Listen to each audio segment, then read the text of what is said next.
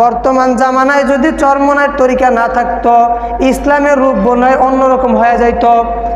বলে সব মানুষ মনে হয় নারী নেতৃত্বের উপর ইত্তেফাক হয়ে যেত, একমত হয়ে যেত।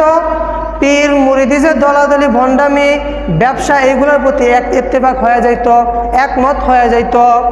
কিন্তু এখন চরমনাইতে আল্লাহর ফজল করমে এতটুকু রাখছেন, হক্কানি ওলামায়ে কেরাম হক্কানি পীর সাহেব দেখাইতে গেলে চরমনাইকে দেখায়। কথা বলেন ঠিক কিনা? হে আল্লাহর বান্দারা, চরমনার খাঁটি মুরিদকে দেখাইতে গেলে পীরের মুরিদ কেমন খাঁটি হইতে হয় আল্লাহ ওয়ালারা চরমনাই মুরিদকে দেখায়। বলে তোমরা দেখিয়া নাও হক্কানি পীর সাহেব কারা, হক্কানি পীরের মুরিদ কারা, ইসলামের রূপ কেমন তাদেরকে দেখে নাও। এজন্য বাবা বেশি বেশি চিন্তা ফিকির করতে হবে, আল্লাহ পাকের মারেফত অর্জন করতে হবে। তবে যারা ভেজাল তাদের কাছে যাওয়া যাবে না বাবা। এজন্যই আল্লাহ রাসূল বলছে দুইটা জিনিস রাখিয়া গেলাম, মিলাইয়া দেখবা। যদি দেখো হ্যাঁ কোরআন এবং সুন্নাহ অনুযায়ী মিল আছে তবে তুমি তারটা মানো।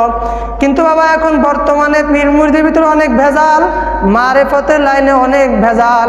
একদল মানুষ তো মনে করে বলে পীরের কাছে মুরিদ হয়েছে এখন আর আমার নামাজ রোজা লাগবে না। বলেন এরকম? পীরের কাছে মুরিদ হয়েছে কি লাগে না? নামাজ রোজা লাগে না। আমি এই পয়েন্টটা এই আলোচনাটা আজকে এখানে করতাম না। আমার মূলত করার উদ্দেশ্য কি জানেন? অনেক সাধারণ মানুষ আছে আমাদের সাথে যারা কাজ করে, আপনাদের সাথে যারা কাজ করে, অনেক সাধারণ মানুষ আছে। অধিকাংশ লোক দেখছি আমি নামাজ কালাম পড়তে চায় না। সমস্যা কি? পড়তে চান না কেন?